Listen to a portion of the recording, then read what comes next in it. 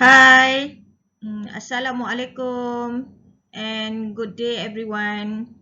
So for this lot, we are going to cover on Tixo forming process. So recall back that Tixo forming process is part of the semi-solid metal processing techniques. So in semi-solid metal processing techniques, there are two routes which are rheocasting and Tixo forming. So what is Tixo forming? So Tixo forming is part of the semi-solid metal processing techniques together with rheocasting. It happens in between solidus and liquidus temperature. So at solid condition, normally we have process like cold forming, hot forming, which happen at elevated temperature. And then in liquid form, there are casting process, injection molding, which the raw material is in the form of liquid. And now it is semi-solid metal processing, either for casting or forming process. The semi-solid state is normally called as slurry.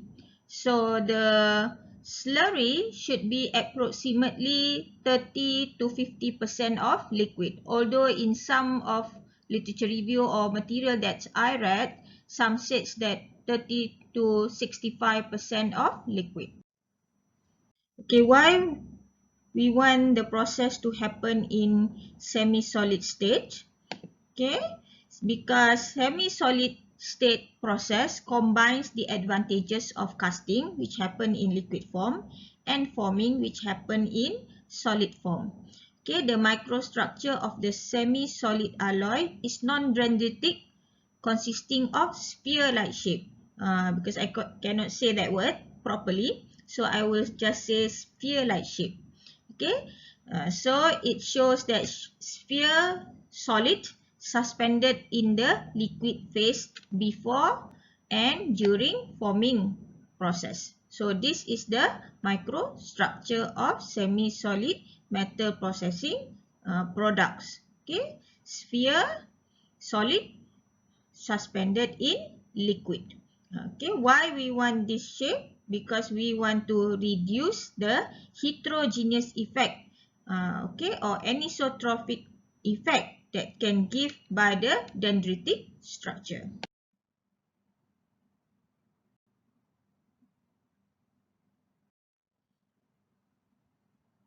Okay, this picture shows the structural evaluation during the cooling process for semi-solid metal processing.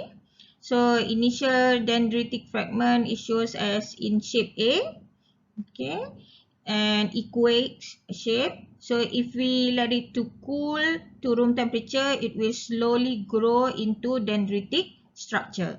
But by stirring, okay, increasing shear rate and increasing the time and reducing the cooling rate, this dendritic region will not be able to grow into big tree-like shape microstructure. It will shorten its shape and become initially the shape of rosette, and then it will form ripened rosette, and finally the spheroid shape in the form of sphere structure.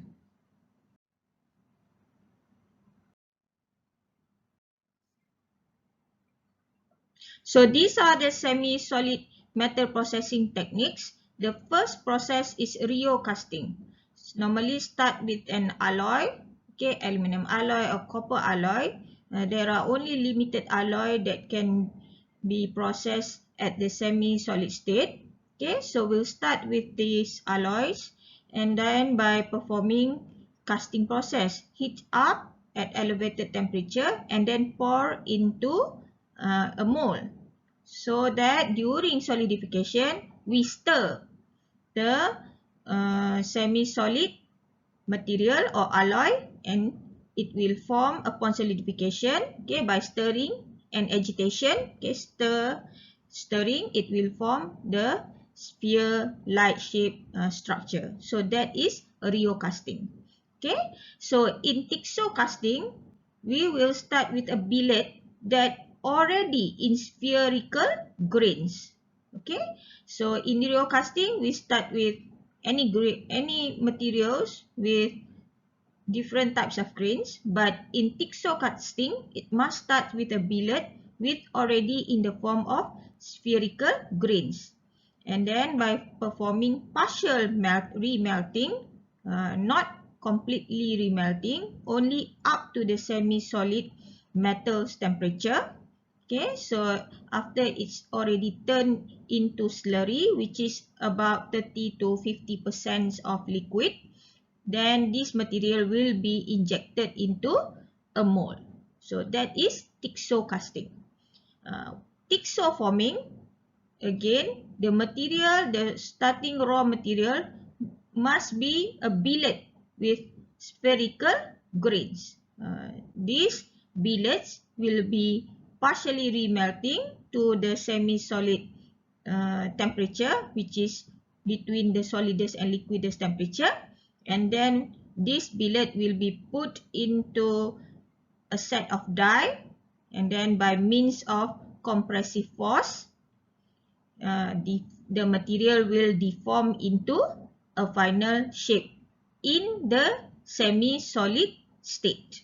Okay, that is thixoforming process.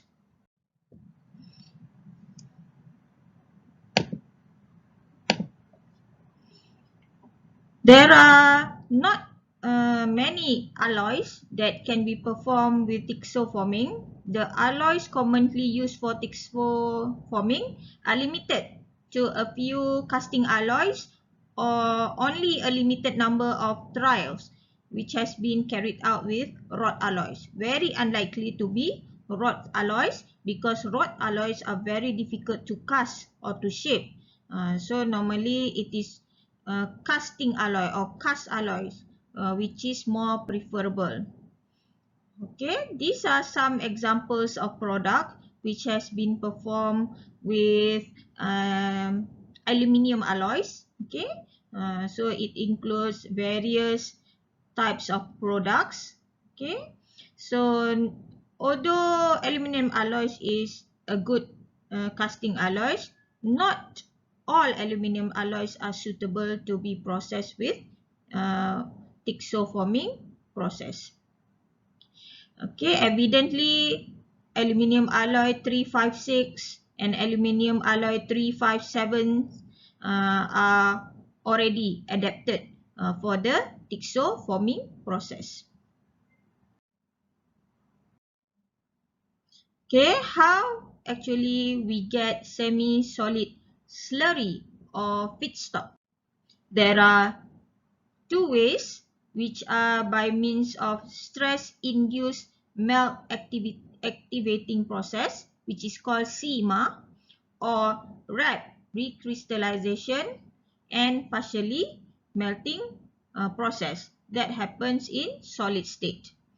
Okay, for those happens in liquid state, it is called magnetohydrodynamic stirring, MHD, or cooling slope casting.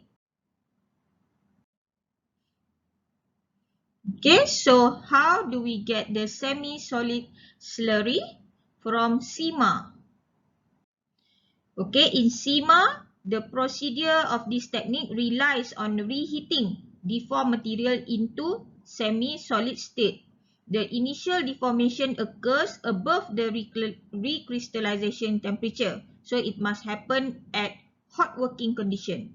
Okay, so recrystallization is defined as the process in which the grains of a crystal structure come in a new structure or new crystal shape. Then there is cold working at room temperature, which is a critical step in storing the energy flow as a result of partial remelting, whereby the material reaches a semi-solid state to obtain uniform, non-dendritic, spherical solid particles within a liquid matrix. Recrystallization and partial melting structures is one route or another route to form the semi-solid slurry or feedstock. In RAP route, It includes two main steps, which is cold or warm pre-deformation and partial melting. Okay, initially we can carry out multi-stage of hot compression process on the raw material. Okay, in this picture, it shows that the raw material is worm work by extrusion, okay, extruded products. Then, in the pre-deformation stage, the specimens were heated to various temperature. For example, in this picture, it is heated up to 620 degrees Celsius, and then the temperature is held. We hold temperature for certain duration of time. For example, in this picture, it shows that it is hold at 2 minutes. After that, the material is let to cool to room temperature. And then we perform another cycle of heating up the raw material to certain elevated temperature. In this example, it shows that it is heated up to 620 degrees Celsius and held for 4 minutes. The material are then immediately quenched by cold water or sprayed from water nozzle in order to freeze the microstructures of the specimen in the semi-solid state microstructure, which is the spherical grains. If we were to get the feedstock or the slurry from a liquid state method, which is Rio route, one of the route is called magnetohydrodynamic stirring or MHD structures. MHD technology is based on a fundamental law of electromagnetism. When a magnetic field and an electric current intersect in a liquid, their repulsive intersection propels the liquid in a direction perpendicular to both the field and the current. So in this process, a dynamic electromagnetic field is applied to the metal near freezing in the mold in order to generate high local shear. As a result, fine, uniformly sized, typically around 30 micrometer, and uniformly distributed solid particles, the spherical grains, are produced with very small amounts of contamination. Okay, another method to get the slurry or the feedstock for Tixo forming process is by cooling slope casting. Okay, so this is the schematic diagram of the cooling slope casting. So it is a simple continuous casting process and based on pouring molten metal with a suitable superheat through a cooling slope plate into the mold. So the plate is inclined. So it will be poured and travel slowly through the cooling slope and to the mold. So by means of this process, okay, the globular or sphere grains microstructure were then produced and heated up to the semi-solid temperature for further Tixo forming process. However, in cooling slope casting, the fragmentation of weak dendritic structure or dendrite arms may occur near the contact surface of cooling slope samples because dendritic crystals in the partially solidified melt collide under gravitational force on the inclined cooling slope.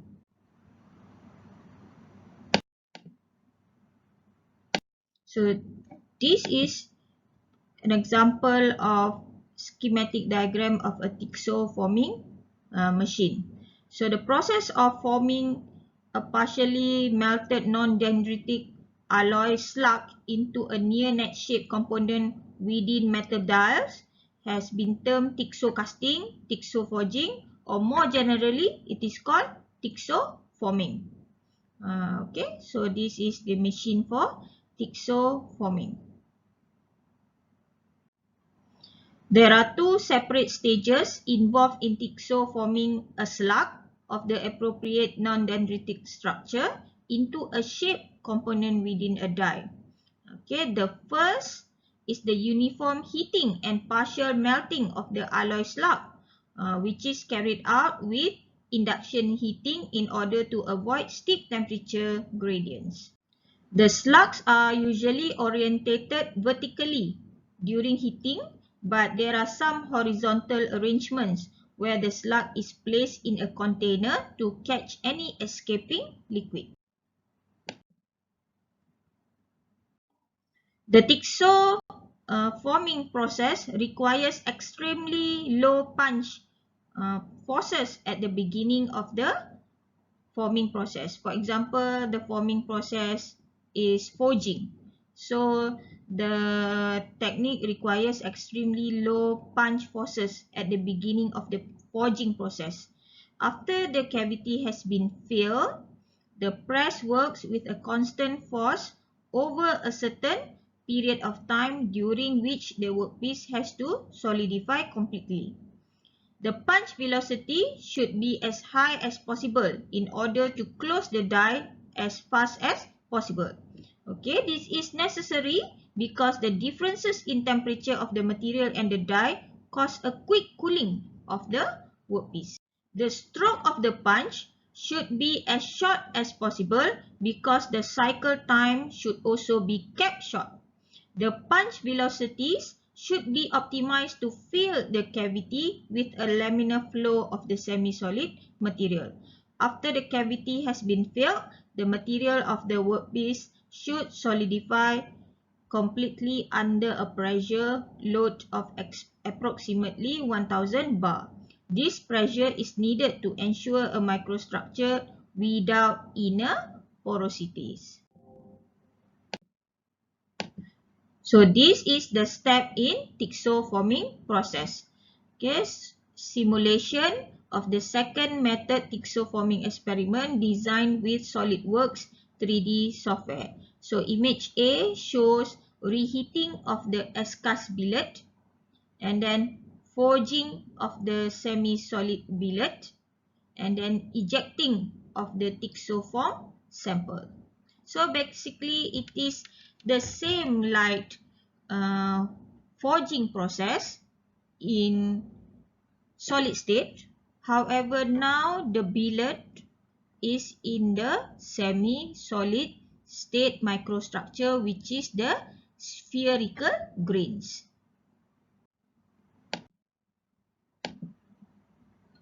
So this is the difference of microstructures after different process.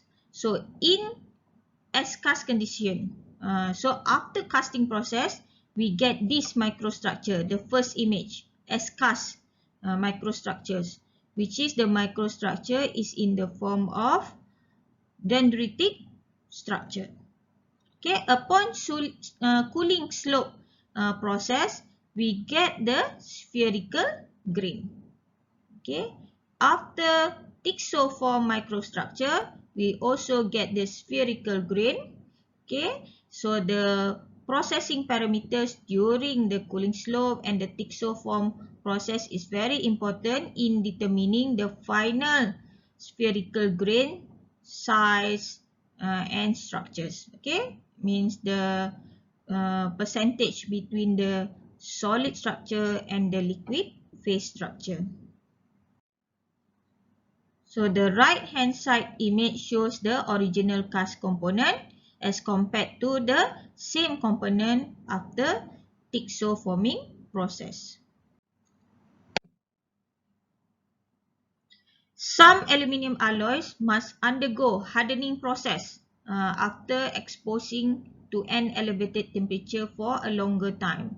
So in order to customize the final microstructure, we can perform heat treatment to the final product. So the heat treatment process consists of 3 steps, which is solutioning, whereby we heat the material above the solver's temperature for a few hours For example, for between 4 to 8 hours. Okay, we heat up the material. And then after heating it up, we quickly quench the material from the solutioning temperature, quench in cold water. Finally, artificial aging. Heating the material to an elevated temperature above the room temperature but well below the solver's temperature, so that we can customize the final microstructure of the Tixoform product. So these pictures shows example of the Tixoforming machine in the industry. So the graphite die, the tool steel heated die, and the puncher. So this is another example of Tixoforming machine. You can see there is a robotic arm to handle the product. So what are the advantages of Tixoforming process as compared to casting, which happen in fully liquid form? So semi-solid slurries provide a laminar flow in a cavity leading to less gas entrapment, high density, and higher dimensional tolerance. Okay, the second advantage is to reduce solidification shrinkage and the tendency to hot. Okay, you must recall back the casting process so that you can actually compare with all these advantages that Tixoforming process can give. Okay, it happened at lower operating temperatures as compared to casting, because casting, it needs to be in liquid form. So it needs to be heated up way above the melting point of the material. Shorter solidification times lead to shorter production times because the operating temperature is lower. So that shorter solidification times. Lightweight and near net shape process. And it reduced thermal shock. The die lead to longer die life. Okay, because of lower operating temperature, shorter solidification time, so that it happens with reduced thermal shock to the die, so that the die can be used longer time. Okay, advantages of Tixoforming as compared to solid state process like forming, rolling, extrusion.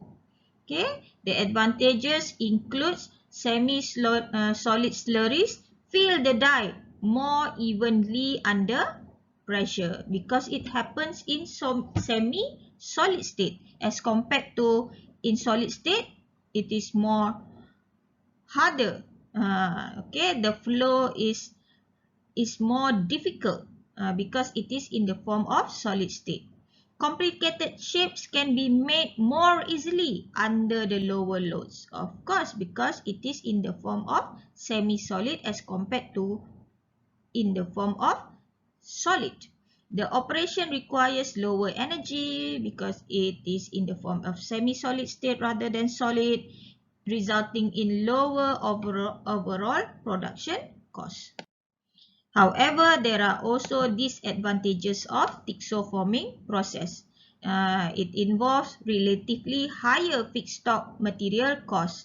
If you can see, the process involve a few additional process such as heating it up and then let it cool to room temperature, perform forming process, and then cool again to room temperature before heating it up again, and then quench to get the spherical grain structure. So the feedstock is costly because the process that it undergoes before that is many. Okay, precise control of operating condition is required. So very difficult or very critical to control the operating condition to get the spherical grains. Okay, any lacking in properly control the temperature, dendritic structure might occur in the product. Liquid segregation may occur as a result of non-uniform heating. So segregation means that scattering of the element within the product. So you can get, for example, if it has silicon, you can get the silicon in the solid structure, or you can get certain percentage of silicon in the liquid phase. So segregation of the element within the whole microstructure. So what are the potential applications of thixoforming process or thixoform products? It includes various applications. Some of it are replacement of permanent mold parts to eliminate machining and finishing, pressure type parts such as master brake, cylinders, fuel rails, air conditioner, compressor housing, and etc.